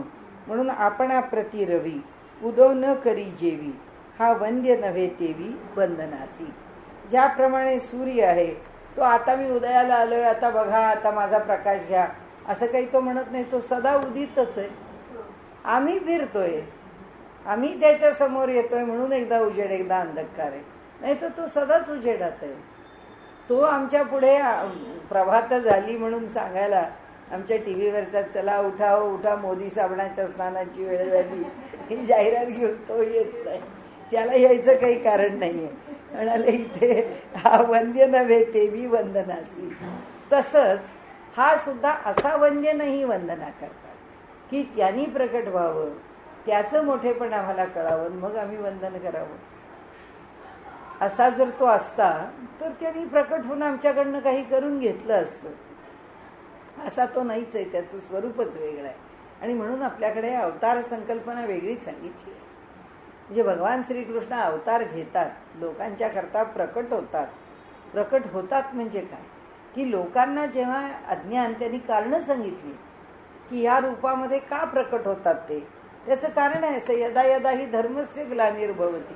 त्याच्यापासून त्यांनी जी 5 कारणं सांगितली तसं धर्मसंस्थापनार्थाय शेवटी संभवामी युगे युगे, इतक्या कारणांकरता मी प्रकट होतो. नाहीतर काय प्रकट व्हायचं कारण आहे. म्हणजे आजही ते आहेतच. आजही आम्ही अभ्यास करावा गीतेचा, ज्यांनी गीता सांगितली या जगामध्ये येऊन. म्हणजे आम्हाला त्यांचं मोठेपण कोणतं आहे की आमच्यासारख्या अज्ञजनांकरता सुद्धा भगवंत खाली उतरून येत आहेत आणि खाली उतरून येऊन ते आमच्यापुढं प्रकट होत आहेत आणि आम्हाला सांगतायत. सांगण्याचा कार्यकाल संपला की निघून जात आहेत आणि निघून गेले तरी ते ज्ञान असं शाश्वत ठेवून गेलेले. करा अभ्यास, मिळवा ज्ञान, या माझ्यापर्यंत. त्यांनी म्हटलंच आहे ना, मनमना भव मद्भक्तो मद्याजी माम नमस्कुरु मामे वेयस्यसि सत्यंते प्रतिजाने प्रियसी सर्व धर्मान परित्यज्य मामेकम शरणं व्रज अहम त्वा सर्व पापेभ्यो मोक्ष इच्छामि मा शुची. या माझ्याचपर्यंत या. मी सांगतोय ना तुम्हाला गीता, माझ्यापर्यंतच येऊन पोचा. म्हणजे कधी संपलं आहे ते? आजही आम्हाला ते संपलेलं नाही, तेव्हाही कधी संपलेलं नव्हतं. सर्व काळ आम्हाला ते वंदनीयच आहे. ही भूमिका भिन्न आहे. आत्ता सांगायची भूमिका काय आहे? शिष्याला शिष्यत्व पाहिजे. म्हणजे ज्ञानदेवांचं मोठेपण आणि गंमत बघा काय आहे. त्यांची गंमत अशी, गुरु सदा उदितच आहे. सूर्याची जर कल्पना केली या दृष्टांताने तर सूर्य जसा सदा उगवलेलाच आहे, तो कधीच मावळत नाही. तसं गुरु कधी आहे आणि नाही आहे. गुरु पण कायमच आहे. पण आत्ता इथे काय भानगड आहे? आत्ता इथे ज्ञानदेव नावाच्या एका शिष्याला गुरुला नमस्कार करायचा आहे, त्याला गुरुचा महिमा सांगायचा आहे, त्याला गुरुला पाहायचं आहे. आणि म्हणून त्याला असं वाटतंय की मला नमस्कार करायला गुरु असावा, मला नमस्कार करायला त्याचे चरण असावेत, माझ्या नमस्काराकरता तो समोर यावा. तेव्हा ते म्हणतात, छे, त्या शिष्याच्या शिष्यत्वावर गुरुचं गुरुत्व म्हणजे वंद्यकत्व अवलंबून आहे का? तो सदाच वंद्य आहे. म्हणून पुढचा दृष्टांत दिला की सूर्य जसा सदाच उगवलेला आहे. आम्हाला जेव्हा उगवलेल्या सूर्याला पाहायचं आहे तेव्हा आम्ही पाहावं. आम्हाला जर सतत सूर्य उगवलेलाच पाहायचं आहे तर विमानात बसावं. जिथे सूर्य उगवला आहे तिथं थांबावं आणि जिथं तो उगवत चालला आहे त्याच्याबरोबर विमानाने फिरत राहावं की आम्हाला दिसेल. एक 24 तास तसेच फिरले तर आम्हाला 24ही तासामध्ये अंधार दिसणार नाही. आम्ही उगवलेल्या स्थानापासून उगवलेल्या स्थानापर्यंतच जर फिरत राहिलो तर आम्हाला उगवलेलाच सूर्य दिसेल. म्हणजे आम्हाला काय पाहायचं आहे? आता त्याचं जे रूप आहे तर तसं त्यांनी वर्णन केलं आहे. भास्कराने आपुला आहे कधी का उदय केला, तैसे श्रीगुरु वंद्यत्वाला न येती की. म्हणजे सूर्या कारण निजोदयाचे नसे भान, का की असता लागून त्याने कधी न पाहिले. त्यांनीच कधी अस्ताला जाणं पाहिलं नाही तर तो कशाला उगवेल? सूर्या सूर्योदय नित्य ठाईच्या ठाई सत्य, तैसे हे सद्गुरुनाथ वंद्य वंदना वाचुनी. सूर्या सूर्योदय नित्य, सूर्याकरता नित्य सूर्याचा उदयच आहे. ठाईच्या ठाई सत्य, ते सत्य कसं आहे? जिथल्या तिथंच आहे. सत्य शोधायला जायला लागत नाही कुठे, तिथंच आहे. सत्याला काय शोधावं लागतं? आता 19 तारखेला निकाल बंदिस्त आहे. तो निकाल काय आहे हे शोधायला जायची काय गरज आहे? म्हणजे तो निकाल तिथे आहेच. आत्ता आमचं काय चाललंय, 3 दिवस आता चॅनेलला उद्योगच राहिला नाही. न्यूज चॅनेलनी काय करावं? मग काय तो इलेक्शनचे जे पोल आहे त्याच्यावरती सुरू दळण चालू आहे. कारण का तर त्या सत्य जिथे आहे तिथंच आहे, पण त्याच्या भोवती खेळत बसायचं. तसेच आम्ही खेळतो. आम्हाला जसं हे वेगळं पाहतो तेव्हा आम्हाला ते असं वाटतं की काय आहे, यांना चॅनेल्स चालवायची आहेत म्हणून आपलं काहीतरी एक टाईमपास चालू असतो. आपण काय करतो? आपण हेच करत असतो की एक गोष्ट सत्य आहे, ही गोष्ट सत्य आहे, ती सोडून त्याच्या भोवती खूप फिरत असतो. समजा आपल्याला एखाद्या माणसाविषयी चांगलं प्रेम आहे किंवा आपली भावना खूप चांगली आहे, विषय संपला ना की आता जो व्यवहार आहे तो व्यवहार करत नाही माणूस. तसं त्याला खुश करण्याकरता काहीतरी त्याला 10 वेळा बोलून त्याच्या मनाला सांभाळत राहून सारखी आपली म्हणजे त्याला एक आठवण आहे बरं का, चला आम्हाला तुमची आठवण, तुम्हाला पण आमची आठवण ठेवा. हे मनुष्य का करतो? कारण त्या सत्यावर तो स्थिर राहत नाही. सत्य ठाईच्या ठाई सत्य आहे, ते जिथल्या तिथे सत्य. वर काही घडू नये. जसं मागच्या पिढ्यांच्या मध्ये प्रत्येक नात्यामध्ये काही ना काहीतरी वेडवाकडं होत असेल आणि मग आत्ता पुढची पिढी आहे, ती पुढची पिढी मागच्या तुम्ही का ऐकून घेतलं, तुम्ही हा अन्याय का सहन केला, तुम्ही नको होतं हे ऐकायला, तुम्हाला ऐकायची काय गरज होती? तर नाही, आम्हाला असंच वाटलं, हे योग्य आहे असं वाटलं म्हणून आम्ही हे केलं. त्या योग्याचं फळ काय मिळालं? त्याचं फळ असं मिळालं की ती कुटुंब व्यवस्था टिकली. दुसरं काय आहे? कुटुंबामध्ये पुढच्या पिढीला स्थिरपणाने घर मिळायला ठाईच्या ठाईच राहावं लागतं, जिथल्या तिथंच उभं राहावं लागतं. एक नातं समजा आपलं एस्टॅब्लिश झालं की आपल्याकडे मित्रत्वाचं नातं एस्टॅब्लिश झालं. समोरचा मनुष्य त्या स्थानापासून जर फिरायला लागला ते एकाला तिथं थांबणंच भाग आहे, तरच तो पुन्हा त्या जागेवर येईल आणि हे पुन्हा चालू राहील. दोघंही फिरायला लागले तर ते राहणारच नाही आहे, ते सत्यच नाही आहे. म्हणजे मैत्री आहे असं म्हणणं किंवा नातं आहे असं म्हणणंच तिथं राहत नाही. कारण नातं आहे असं म्हणतो तेव्हा ते जसं आहे तसंच राहिलं पाहिजे. मग त्याच्यावरचं काही हो, म्हणजे आपल्याकरता कुणीतरी प्रेझेंट्स देत राहिलं म्हणजे हे नातं चांगलं आणि दृढ आहे, आणि आपल्याला कोणीतरी शिव्या देत राहिलं आणि रागवत राहिलं म्हणजे हे नातं दृढ नाही असं नाही. जे नातं आहे ते नातंच आहे, ते नातं बदलणारच नाही आहे, पण त्याचे आविष्कार बदलतील. एकच झाड आहे, त्याला कधी गुलाबाची फुलं येतील तर नुसतं काटेरी पानांनी भरलेलं असेल, कॅक्टस असेल, इथे गुलाब असेल. मग गुलाबाला म्हणजे चांगला आणि कॅक्टस निर्माण झालं म्हणजे असं नाही आहे. ज्याला त्याची जाण आहे की हे असंच राहणार आहे, ह्याच्यात बदल होणार नाही, मग बदल कुणी करायचा आहे? आपण. गुलाब आहे तर आनंदित होतो तर काही बदल करावा लागत नाही, पण कॅक्टस आहे तर दुःख होतं, ते दुःख आनंदात परिणत करावं लागतं. तिथे हे तत्त्वज्ञान उपयोगी पडतं. तत्त्वज्ञान त्याच्याकरता आहे की नाही, इथे स्थैर्य आपल्याला पाहिजे.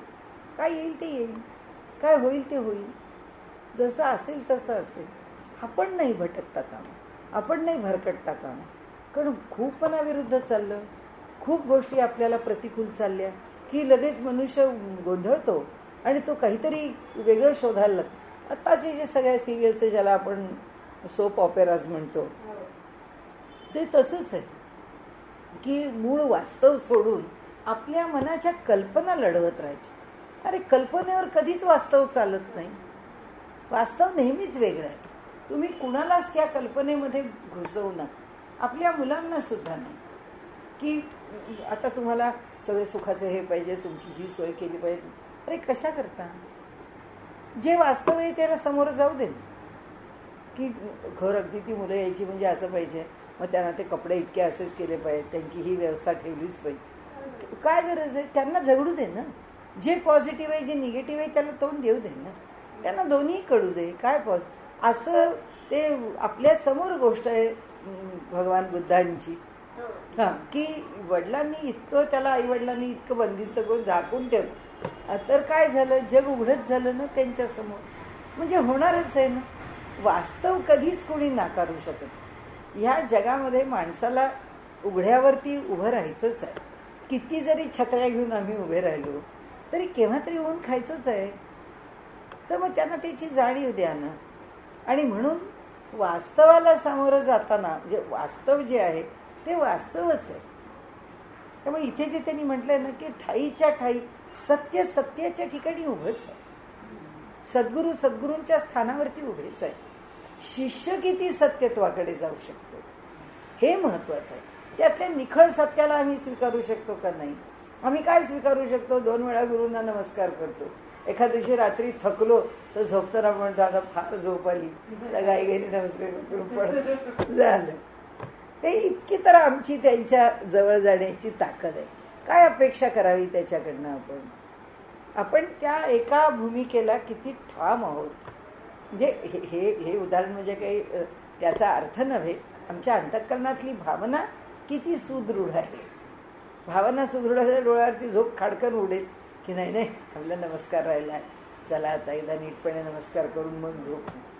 पण मनुष्य स्वतःच्या शरीराच्या अंमलाखाली इतका येतो की शरीर थकलं म्हणजे आपल्या मनातली काही भावना त्याच्यावर आहे असं वाटत नाही. त्याला शरीर त्याच्यावर आहे असं वाटतं. शरीराला शरण जातो.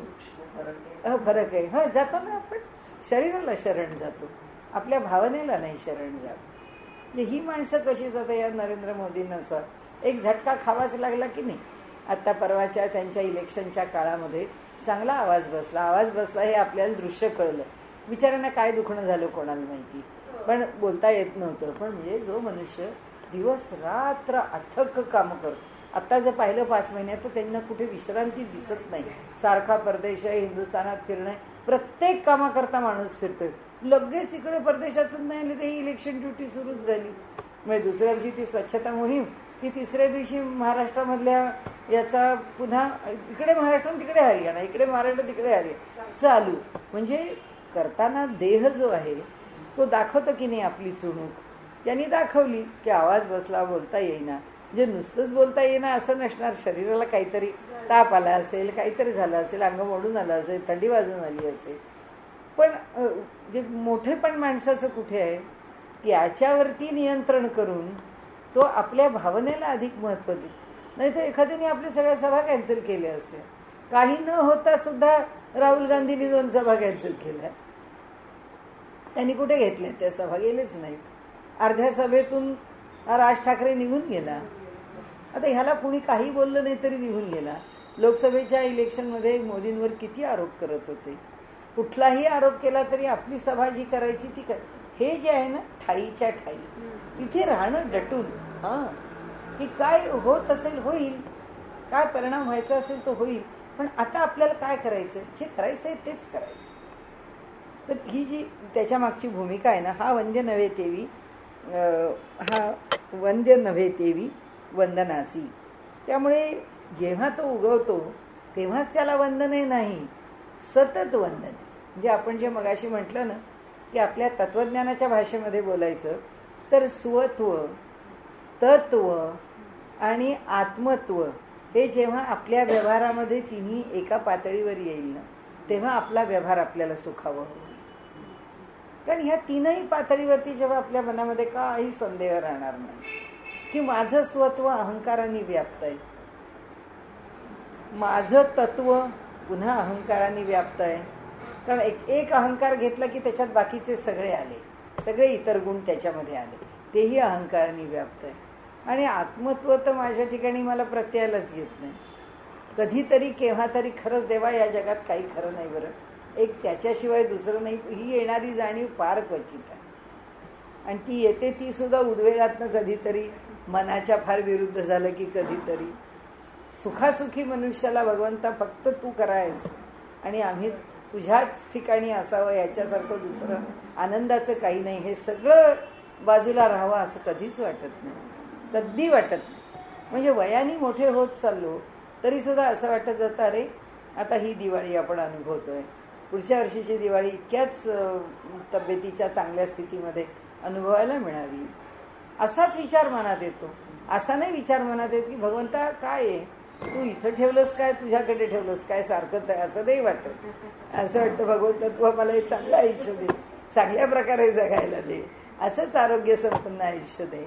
म्हणजे देहाची आणि जीवनाची जी आसक्ती आहे ती अधिक आहे. ती आत्मतत्वाविषयीची आसक्ती नाही आहे. आसक्ती म्हणण्यापेक्षा त्याच्याविषयीची ओढ जशी पाहिजे तशी नाही, जीवनाविषयीच ओढ अधिक आहे. म्हणजे हे जसं व्यवहारतः आपण पाहतो त्याचा काही अगदी याच्याशी संबंध आहे असं नाही, पण म्हणजे हे जे स्वरूप आहे ना मानवाचं, तर त्यांनी इथे दाखवलं आहे की शाश्वत सत्य एकाच पातळीवर राहतं. तो सद्गुरू हे शाश्वत सत्य आहे. त्या शाश्वत सत्याच्या कोणत्या स्तरावर आम्ही जीवन जगतो, एका स्तरावर आहे तो शाश्वताच्या.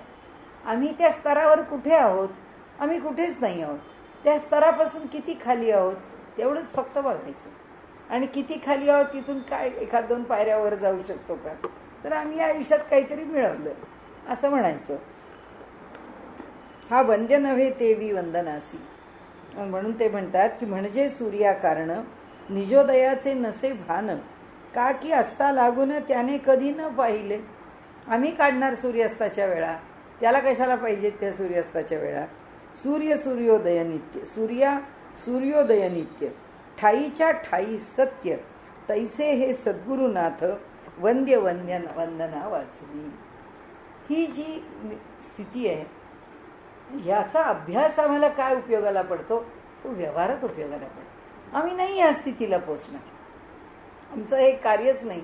ज्ञानदेवांसारख्यांनी लिहिण्याची गोष्ट आहे, आम्ही काय अनुभवायची, आम्हाला नाहीच याचा अनुभव. आमची वृत्तीच इतकी विशाल नाही होणार.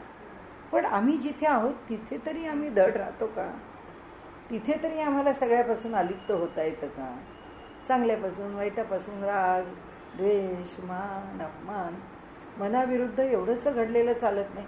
बरं, जसे जसे वयाने मोठे होत जातो तसं तसं हे कमी व्हायला पाहिजे, वाढत जातं, रिजिड होतो माणूस. त्याचं कारण आहे की आग्रह वाढायला लागतो.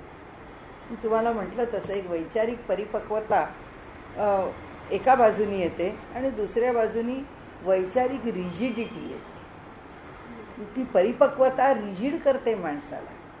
परिपक्व आहे आपल्याला माहिती आहे. आता काल माझ्या ओळखीच्या एक बाई भेटल्या, त्या म्हणाल्या की अहो बघा आपल्या वेळी कसं पटकन आपल्याला अध्यात्माचं आकर्षण, हल्लीच्या मुलांना अहो किती संस्कार करा, यांना काही वाटत नाही हो काय करावं. म्हटलं आपण करावं, तुम्हाला जे वाटतं तसंच त्यांनी वागावं कसं होईल. तुम्ही वागलात का, मोठ्या माणसांना जे वाटलं तसं तुम्ही वागलात का, नाही. प्रत्येक पिढी तिच्या समस्या, तिचे विचार, तिची प्रवृत्ती वेगळं असतं. काय चांगलं आहे हे सांगणं आपलं काम आहे. शेवटी केवढा रेटा केवढा आहे, केवढा रेटा आहे. हो, नाही अडवू शकत तसं. हो, आपलं आपल्याला आयुष्य कंट्रोल नाही करता येत. आपल्याला जरा वाटलं 2 दिवस थांबावं, ते थांबायला कोणी सवड देत नाही. कोण सवड देणार आहे, जेवण सवड देणार आहे, घरची कामं सवड देणार आहे, बाहेरची कामं सवड देणार, कोणी आपल्याला मोकळं करत नाही. सगळ्यांनी आपल्याला आपल्या आपल्या परीने जपडून ठेवले. त्याही मुलांना तसंच आहे बिचाऱ्यांना. काय करावं, काय चांगलं आहे ते दाखवू शकतो आपण. म्हणजे इथे आपल्याला काय म्हणायचं आहे की ही जी वयाप्रमाणे येणारी, आपला विषय चालला होता तो असा की परिपक्वता आहे, त्याबरोबर एक रिजिडिटी पण आहे. व्यवहारामध्ये रिजिडिटी येत जाते की असं वाटायला होतं ह्याच्याशिवाय दुसरं काही खरं नाही आहे, हेच काय ते बरोबर आहे, हे असं केलं तरच त्याचा लाभ आहे, हे नाही केलं तर त्याचा लाभ नाही. त्याचं कारण समोरची दिशा बंद करून टाकली आहे आपण. समोरून काहीतरी येतच आहे ना, ज्याच्याकरता आपण करतोय त्याचे पण काही व्ह्यूज आहेत का, नाही घेत आम्ही, ते नाही घेतले जात. रिजिड होतो आपण. जे वयोमान परत्वे माणूस रिजिड होत जातो. म्हणजे ही आम्हाला अशी परिपक्वता यावी कधी. ही जी आहे ना, याच्यामध्ये ज्याला आपण सटल सेन्सिटिव्हिटी म्हणतो, अत्यंत सूक्ष्म संवेदना क्षमता, अगदी सटल, ती आपली कायम राहिली पाहिजे. आणि जबरदस्त ॲक्सेप्टन्स राहायला पाहिजे की प्रतीक्षा आपल्याला येत नाही पण तो आणला पाहिजे. येत नाही माणसाकडे, दुसऱ्यांनी काही अरे हो तू असं करणार आहे, म्हणजे मला असं वाटतं तू असं केलं तर बरं, लगेच आपण त्याला करेक्ट करतो, लगेच आपण त्याला तिथल्या तिथे उत्तर देऊन आपल्याला काय पाहिजे ते करायचा किंवा करवून घ्यायचा प्रयत्न सोडून द्यावा ना. ठीक आहे, तुला असं वाटतंय का बरं आत्ता असं मला असं वाटतं हे करणं आज जास्त उपयोगाला येईल बघ, हे नाही तर तुला दुसरं करावं सोडून दुसरं. पण हे म्हणून सोडायची वृत्ती आपली येत नाही. आपल्याला जसे जसे मोठे होत जातो तसं तसं आपण काय म्हणतो हेच अधिक प्रकर्षाने लोकांनी ऐकावं, आणि ते नाही ऐकलं की दुःख आहे. आणि मग नाही तर मग मोठी माणसं टँट्रम करायला लागतात, सुरू करतात ते त्यांचे खेळ. म्हणजे हे नाही होता उपयोगी कधी. कारण आता म्हणजे आपण पाहतो आपल्या जवळच्या लोकांचं की त्यांना थोडं जरी वाटलं की हे लोक आपल्याला आपली थोडी उपेक्षा करतायत किंवा आपण काही सांगतोय तर लक्ष नाही देत आहे, की मग ते काहीतरी सुरू करतात आपलं. मला कसं तरी व्हायला लागलं, मला रडू आलं, मला असं झालं, मला तसं स्वप्न पडलं, माझी तब्येत बरी. कुठून तरी अटेन्शन सिकिंग सिम्पटम्स आम्हाला पाहायला मिळतात. लहान मुलासारखं होतं. कारण फार परिस्थिती माणसाला शहाणं करण्याकरता आम्हाला तत्त्वज्ञान खूप शिकवत राहतं. पण आम्ही त्यांनी जे म्हटलंय ना, ठाईच्या ठाई आम्ही राहायला पाहिजे. म्हणून तुकाराम महाराज म्हणतात पाहता पुढे, ठाईचं बैसोनी करा एकचित्त. एका जागेवर बसा आणि मन एकाग्र करायचं. सगळ्यात अवघड आहे, सगळ्यात अवघड आहे, सगळ्यात अवघड आहे. नाही तर आपण आपल्याला काय बरंच आहे की स्वयंपाक नको, पाणी नको, जबाबदाऱ्या नको, घर नको, दार नको, पैसे किती आले, किती खर्च केले आम्हाला विचार करायला नको. बरं आहे, आम्ही आमचे मोकळे. असं नुसतं बोलायचं, त्या बोलण्याला अर्थ नाही आहे. ठाईचं बसायला कोणी तयार होत नाही. इथे कसला आवाज आला, तिथे काय केलं, इथपासून माणसाचं संपत नाही. अजून फोन नाही आला, वाजली, सुरूच सुरूच. खरंच आहे. त्यामुळे अवघड आहे हे सगळं. त्यांनी जे म्हटलं आहे की आपल्याला समजण्याची जरी क्षमता आली तरी सुद्धा एक स्टेप येते. पण काय होतं माहिती आहे का, समजण्याची क्षमता आली तरी ती प्रॅक्टिकली आपल्याला आचरणात आणता आली थोडी तरी. कारण समजण्याच्या पातळीवरती आपण काहीतरी आपण काय म्हणतो परीक्षण करायचा प्रयत्न करतो. अरे आत्ता आपण रागावलो, हे बरोबर नाही झालं, अरे आत्ता आपल्याला राग आला किंवा चिडलो किंवा कुणाबद्दलचा काहीतरी विचार बरोबर नाही आला मनामध्ये, काय केलं असेल त्यांनी, काम केलं असेल की नाही, का तसंच राहिलं असेल, कशा करता असा विचार आपल्या मनात आला. तर आपल्याला वाटायला लागतं की अरे आता आपण एवढे 60 तुम्ही म्हणता तसं 60 ओलांडून पुढे गेलं आपलं आयुष्य. आता मिळणारं पुढचं जे आयुष्य आहे ते किती लांब आहे माहीत नाही. कितीही कल्पना करून करून पुढे गेली, 90पर्यंत केली तरी आता किती 25 आणि 30 वर्ष. म्हणजे काळाचा विचार केला तर हा काळ खूप थोडा आहे. तरीसुद्धा त्यातला तो काही सगळा मिळणार आहे का, असं आहे का नाही मिळणार आहे, आपल्याला त्याचं काही माहिती नाही, काही माहिती नाही. पण इतकं असताना सुद्धा मी आणि माझं आपलं जात नाही असं सगळं जरी मनात आलं तरी वागायची वेळ आल्यावर पुन्हा तिथेच करता आलं येतं, वळत नाही. वळत नाही, कळतात. जास्त संस्कारांचा खूप, आपल्या वृत्तींचा पगडा खूप जबरदस्त असतो. माझ्या वेळेत मी हे केलेलं आहे सगळं. हो, तुम्ही काय मला सांगता, एक जे डोक्यात अगदी ते नाहीच होत. नाही. अगदी साधी गोष्ट, कुणी जर म्हटलं ना ही वस्तू करताना असं करा, असं अगदी एखादी टीप किती लहान आहे की आणि काही फरक पडत नाही. याला काय कळत आहे, मी आता इतकी वर्ष करते, ही काय सांगते मला, हे असलं करून नाही होणार, हे आपण करतोयच बरं. की लगेच आपलं जस्टिफिकेशन देऊन की त्याच्यात का देतो जस्टिफिकेशन, आपला अहंकार सुखावतो, दुसरं काही नाही.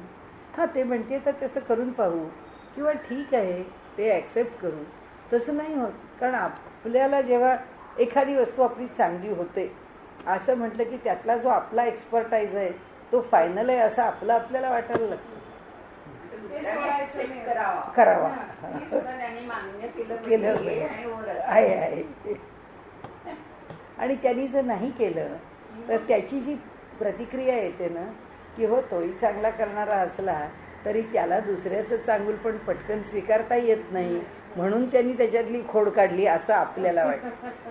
का असं वाटतं की आपण तरी काय दुसऱ्याच्या वस्तूतली खोडच काढतो पुन्हा, की त्यांनी जर आपल्याला काही वस्तू दिली तर आपण नाही म्हणजे चांगली आहे ती चांगलीच करते पण अशी हवी होती. म्हणजे तुम्ही केलेल्या वस्तूला त्यांनी म्हटलं की तुमचा अहंकार दुखावतो आणि दुसऱ्याकरता तुम्ही काही मत दिलं की तुम्ही स्पष्ट वक्ते असता.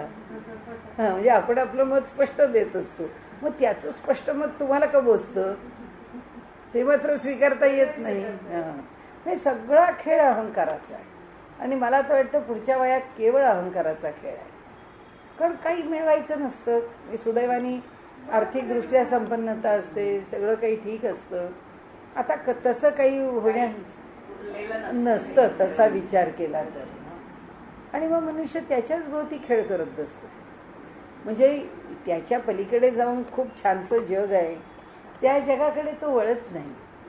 तो त्या डबक्यामध्ये बाहेर नाही पडू शकत. बाहेर नाही पडत. ते फार कटाक्षाने, फार अवघड आहे आणि ते फार कटाक्षाने केलं पाहिजे. जे आपले दोष आहेत ते एकीकडे लिहिले तर त्या दोषातून कसं बाहेर पडायचं आणि ते किती ओव्हरकम करायला लागतं. आणि दुसऱ्याला कळणार पण नाही. माझे काय दोष आहे ते तुम्हाला कळणारच नाही. माझे दोष मलाच माहिती आहेत आणि माझ्या सहवासात आलेले माणसं काहीतरी अनुभवतील तर ते सांगतील किंवा हे दोष आहेत. पण तो त्यांच्या अनुभवाचा भाग फार थोडा आहे. माझ्या आत फार मोठा आहे ते सगळं प्रकरण. माझ्या जे दोष आहेत ते मला एक्सेप्ट स्वतःला करता आले पाहिजे. हो, तर मी त्यातनं बाहेर पडणार. हो, आणखीन एक भाग आहे. हो, खरंच आहे. तो सगळ्यात अवघड आहे कारण तिथे आपण जस्टिफिकेशन देतो ना. त्यावेळेला तसं होतं म्हणून मी असं केलंय. हो, ते जस्टिफिकेशन तर आपल्याला एव्हरीडेच असतं. अगदी नाही हो, खरंच. हो, आणि त्या काळात तर आपण असतोच तसे. वयाप्रमाणे तर आहेच आहे. का समोरपणा आपले न लाहिजे काही केले तैसे वंद्यत्व घातले हरवणी येणे. का समोरपणा आपले. आता समोरपणा आपले जे समोर जे काय दिसतंय ते सगळं आपणच आहोत. हे सर्व काही आपणच आहोत. न लाहिजे काही केले, त्याच्याकरता काही वेगळं करावं लागत नाही किंवा कोणाला काही वेगळं समोर आणावं लागत नाही. म्हणून तैसे वंद्यत्वा घातले हरवणी येणे. त्याचप्रमाणे त्यांनी वंद्यत्वाला सुद्धा हरवून टाकलं. समोर काय वेगळं आणणार आहे जर सगळं काही तोच आहे तर आता वेगळं काय यायचं आहे. त्यामुळे मग आता त्यांच्या दृष्टीने वंदन कशाला करायचं आहे, काही वेगळं नाहीच आहे. म्हणून तेथे तुझे सद्गुरू पाय दोन्ही, कुठेही पाहिलं तरी तोच. हां, म्हणून आपुल्या समोर आपणाशी नय आणविता कवणाशी. कारण आता तो स्वतःच सगळा आहे तर त्यांनी कोणाला आपल्या समोर आणावं वेगळं म्हणून. म्हणजे या शिष्याला कसं वेगळं पण द्यावं आणि त्यांनी यांना नमस्कार करायला आलोय असं म्हणावं आणि ते त्यांनी कसं स्वीकारावं, असं नाही होऊ शकणार. नये आणविता कवणासी तैसे येणे वंद्यत्वासी हारविले आपुल्या. त्याचप्रमाणे त्यांनी शिष्याच्या पुढे ही एक गोष्ट सहज प्रकट झाली की सद्गुरू असे आपल्याला त्यांच्यासमोर वंदन करण्याकरता म्हणून आणवणार नाहीत. आपण त्यांच्या पुढे जाऊ शकत नाही. म्हणजे आपल्या ठिकाणी ते द्वैत स्वीकारून आपल्याला त्यांचे चरण वंदन करण्याकरता देणार नाही. म्हणजे आपुल्यापासून जे जे काही असेल भिन्न त्या वस्तू लागून पुढे आणविता येत असे. आपल्यापेक्षा वेगळं काही आहे ते समोर आणता येईल. आतमध्ये पाणी आहे, आपल्याला तहान लागली तर आपण जरा पाणी हवं आहे प्यायला. पाणी आपल्यापेक्षा भिन्न आहे आणि पाणी पिण्याचा वेगळा आनंद आपल्याला आहे. चहा पिण्याचा आनंद वेगळा आहे. आपण म्हणू नको आता चहा नको पण मी पाणी पिते. कोणी म्हटलं चहा घेऊन जावं आता हवा चांगली आहे, कॉफी घ्या, म्हणून नको चहाही नको कॉफी नको, मला फक्त पाणी द्या. म्हणजे ह्या क्षणी आनंद पाण्याचा आहे. म्हणजे त्याच्या मनात सगळं द्वैत आहे ना. पाण्यापासून चहा वेगळा, चहापासून कॉफी वेगळी. म्हणजे मागणारा किंवा घ्या म्हणून आग्रह करणारा दोघंही कालमान परत्वे म्हणतो आता छान पाऊस पडून गेलाय, हवा चांगली गार आहे, तुम्ही चांगली गरम कॉफी घ्या. तो म्हणतो नको नको मला पाणी द्या. म्हणजे प्रत्येकातलं द्वैत आम्हाला कळतं आहे तेव्हाच आम्ही व्यवहार करू शकतो. कॉफी आणि भात एकच असता तर आम्ही जेवायला कसे बसलो असतो आणि सकाळी निहारी करताना काहीतरी पेय कसं प्यायलं. प्रत्येक वस्तू वेगळी आहे. त्या प्रत्येक वस्तूमध्ये द्वैतच आहे आणि त्यामुळे हा सगळा व्यवहार द्वैताचा आहे की आज एकादशी, आज उपवासाचं खायचं आहे. कारण एकादशी आहे हे पण द्वैत आहे उपवासाचं खायचं हे पण द्वैत आहे. आणि त्यामुळे जे जे काही असेल भिन्न त्या त्या वस्तू लागून पुढे आणविता येत असे. कक्षामुळे द्वैतामुळे. जे मुळीच भिन्न नाही आपुल्यापासून अंशही त्याला आणविता न येई केव्हाही आपुल्या पुढे. सद्गुरु वंद्य मानिल्या जाणं त्याशी कराया वंदन वंदुकू पाहिजे आन कोणीतरी. सद्गुरूंना वंद्य म्हणायला नमस्कार करायला कोणीतरी वेगळा पाहिजे. म्हणून म्हणजे कराया वंदन असला पाहिजे द्वैतपणा. आणि द्वैतपणाची कल्पना मुळी न ठाई सद्गुरूच्या अवघेच काही आपण. राहिले सद्गुरू होऊन ऐशा रीती वंद्यपण हरविले त्यांनी आपुले. म्हणजे ज्ञानदेव म्हणतात माझ्याकडे आता सद्गुरूंना वंदन करायला वेगळं पण राहिलंय कुठे शिल्लक. मी तेच झालेलो आहे. आकाशाचा आरिसा नुठे प्रतिबिंबाचा ठसा हा वंद्य नव्हे तैसा नमस्कारासी. इथं अप्रतिम त्यांनी दृष्टांत दिलाय. ते म्हणाले आकाशाचा आरसा केला. तर आकाशाच्या आरशात कधी प्रतिबिंब पडलंय का? कधीच प्रतिबिंब पडू शकत नाही आकाशाच्या आरशात. नाही तर हा एवढा सगळा व्यापकच्या व्यापक आरसा आहे. त्या आरशात आकाशाचा आरिसा नुठे प्रतिबिंबाचा ठसा हा वंद्य नव्हे तैसा नमस्कारासी. त्याचप्रमाणे जसं आकाशासारख्या व्यापकाला प्रतिबिंब देण्याची गरजच भासत नाही किंवा ते सामर्थ्य आम्ही त्याच्या ठिकाणी पाहूच शकत नाही, आम्ही त्याला त्या उपाधीत आणूच शकत नाही, तसा हा वंद्य ह्या उपाधीमध्ये येतच नाही. त्याच्यात तो अडकवलाच जात नाही. आकाशाचे दर्पणी कोणाचे न प्रतिबिंब पडे जाणी तेवी वंदना लागुनी वंद्य नोहे सद्गुरू. त्यामुळे वंदन करायचे म्हणून तो सद्गुरू म्हणून बसला आहे असं नाही होत. आकाशाचे दर्पणात जे का प्रतिबिंब नसे पडत त्याचे कारण सर्व आकाश व्यापक आहे. प्रतिबिंब का नाही म्हणत आकाशामध्ये? कारण आकाश व्यापक आहे म्हणून. कोण कोण व्यापक आहे? काही काही वेळा ना एकेका सत्पुरुषांचं एक एक मोठेपण लक्षात येतं. आपण आता दासबोध वाचतो तेव्हा समर्थांनी किती चांगल्या शब्दात आपल्याला ब्रह्म आणि प्रकृतीची कल्पना दिली.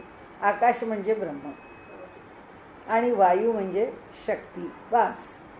आता आकाशाला सुद्धा तुम्ही आकारात बांधू शकत नाही आणि त्या शक्तीला सुद्धा अडकवू, पण ती पण सीमित नाही करतायत. वायूला सीमित नाही करतायत. आकाशात उत्पन्न होतो तो वायू, पण आकाशा इतका अमर्याद नाही.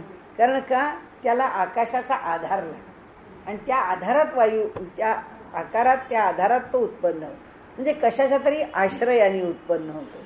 म्हणून प्रकृती ही आकाशाच्या अधीन आहे. म्हणजे नंबर 2चं महाभूत हे आकाशाच्या अधीन आहे. आता तिसरं आलं आपण अग्नी आहे. त्या अग्नीमध्ये आकार उमटतो का उमटत नाही? तर ते म्हणतील उमटतो आणि उमटत नाही, दोन्ही आहे. कारण अग्नीमध्ये आकार म्हणजे प्रतिबिंब उमटतं तर उमटतं असं म्हणावं लागेल. कारण कसं आहे की अग्नी प्रदीप्त झालेला आहे आणि मंत्र म्हटलेले आहेत. तर त्या मंत्रामधून निर्माण होणाऱ्या ज्या ज्वाला आहेत त्या ज्वालांच्यामध्ये यज्ञ जर योग्य प्रकारे संपन्न झाला तर त्या ज्वालांचे अगदी अलीकडच्या काळात लोकांनी घेतलेले फोटोग्राफ्स आहेत. तर त्या फोटोग्राफ्समध्ये सुद्धा समजा जर विष्णुयाग चालू असेल तर त्या ज्या ज्वाला त्या कुंडामधल्या पूर्णाहुतीच्या किंवा आधी ज्या उमटत असतात त्या ज्वालांचा फोटो घेतला तर त्या ज्वालांमध्ये विष्णूचाच फोटो आला. असं अनेकांनी आपल्या घरामध्ये ठेवलेलं आहे. आपल्या घरी या माहिती म्हणून नाही, पण जेव्हा फोटोज काढले त्या फोटो काढल्यानंतर त्यांच्या लक्षात आलं की अरे ह्या फोटोमध्ये ती म्हणजे काय झालं, अग्नीमध्ये मूर्तता आहे, अग्नी मूर्ततेला येतो, त्यामुळे तो मूर्त होतो. पण आकाश आहे ते मूर्त जलात तर होतोच. जलामध्ये तर प्रतिबिंब पाहतोच आपण, अगदी इतकं दृश्य पाहतो. या पृथ्वी तलावरती पाहतो की त्याचं प्रतिबिंब उमटतं. ज्या पद्धतीचा तो काय त्याची जातकुळी आहे, ही माती आहे, मातीवरती पाय ठेवला की पायाचं ठसा उमटलाच आहे. त्यामुळे हे सगळं पुढे उमटत जातं. पण ते म्हणतात आकाशात उमटत नाही. का उमटत नाही? मातीवरती पाऊल का उठतं?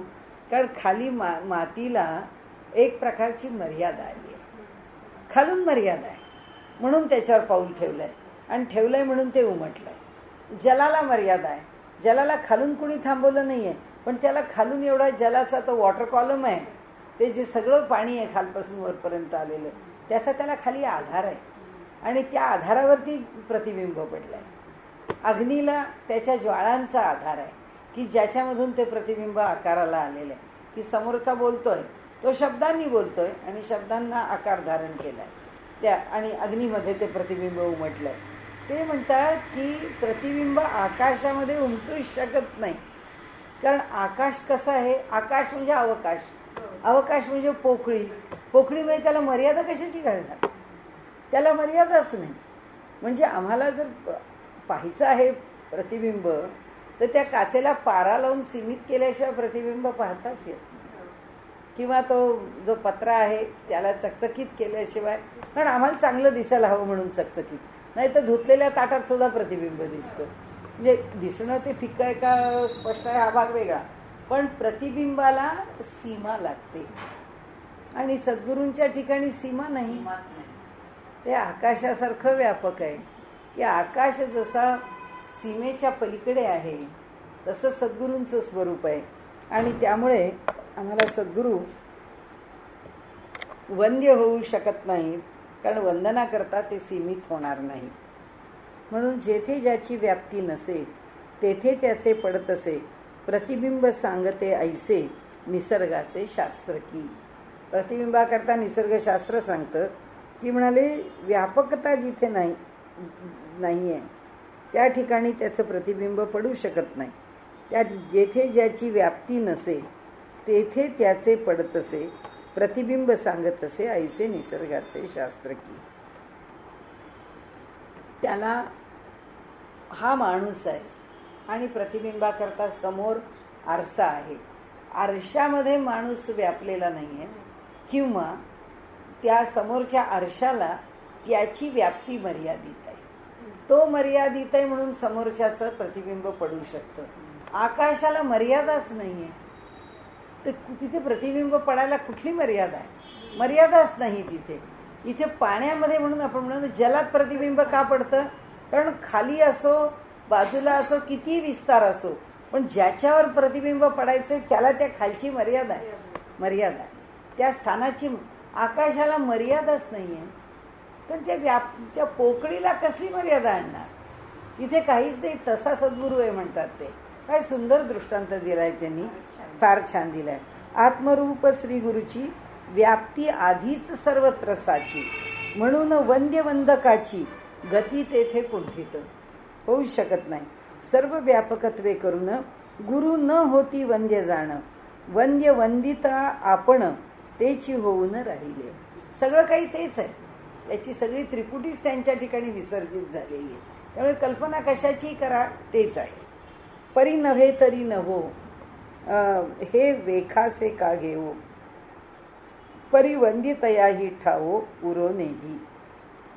आता परी नव्हे तरी नवो म्हणजे माझे सद्गुरू हे वंदन करायला मिळो किंवा न मिळो, किंवा त्यांना आम्ही वंद्य ठरवून सीमित आम्हाला करता न येवो, म्हणजे अर्थातच आम्हाला त्यांना वंदन करणं शक्य नाही, ही स्थिती का निर्माण होईना. हो ठीक आहे, झाली निर्माण तर हो, परी नव्हे तरी न हो, म्हणजे जर नसेल होणार तरी न होऊ दे, काही आमचं म्हणणं नाही. हे वेखासे का घेऊ, जर असं आहे तर मी माझ्या या वेड्यावाकड्या शब्दांनी, वेखासे म्हणजे वेडेवाकडे शब्द, त्या शब्दांनी मी असला आग्रहाने हे व्यर्थ का बोलतोय, मी कशाकरता एवढा त्या शब्दाचा खेळ करत माझं त्यांचं वर्णन करणं चाललंय. परी वंदितयासी ठावो उरो नेधी, म्हणाले की ते खरोखरच वंदन करायला जर उरले नाहीत, शिल्लक नाही राहिले तर न राहू दे, काय बिघडलं काय, म्हणजे हे मी का नाही स्वीकारत आहे असं. म्हणजे मी शब्दाशब्दांनी सारखं वर्णन करून ते असे ते तसे ते तसे, तर आता माझ्या मनाने काय स्वीकारलं, आता त्यांना पुढे वेगळा विषय मांडायचा. मग आता माझं मन जे आहे ते असं म्हणतं की मी त्यांना वंद्यवंदक भावामध्ये आता अडकवायला तयार नाही, त्यांच्याकडे वंद्यत्व स्वीकारा आणि मला नमस्कार करू द्या, असं उगीच शब्दाशब्दांनी विनवण्या करून काहीतरी बोलून त्यांना मी आता अडकवत नाही. ची स्टेज आली आहे. हा आता पुढच्या स्टेजला आपल्याला नेलं त्यांनी. आता ते म्हणतात की गुरुवंद्य न होती जरी न होवत ते मी परी. व्यर्थ वाकुडी वैखरी बोलावी कशाला न होवत. गुरुवंद्य न होती जरी न होवत ते मी परी व्यर्थ वाकुडी वैखरी. पण मी का हे बोलत राहावं, बोलावी कशाला. वंद्य न होती न होवत. परी हे वंदकाप्रत उरून देती खचित वंदन ते करावया. पण मला काय कळलं आहे की ह्या वंदकाला सुद्धा ते वेगळा ठेवत नाही. कारण ते न करण्याचं कारण असं की ते आपल्यातच सामावून घेतात. आता एक पुढची पायरी. परी वंदितया ही ठावो उरोनेधी ती. म्हणजे उरोनेधी म्हणजे वंदितया वंदन करणाऱ्याचा ठाव म्हणजे त्याचं वेगळेपण तेही शिल्लक ठेवत नाहीत. हे आता मला पक्क कळलं आहे. तर आता ते पुढे म्हणतात म्हणजे जीवभाव शिष्याचा हरोनिया शीघ्रसाचा अनुभव देती ऐक्याचा वंद्य वंदक जेथे नसे. ऐक्य भावाला आणून ठेवतात. शिष्याचा सुद्धा अहंभाव सुटतो, त्याचंही वेगळेपण संपतं आणि अद्वैत भावाने शिष्य गुरुच्या मध्ये समाविष्ट होतो.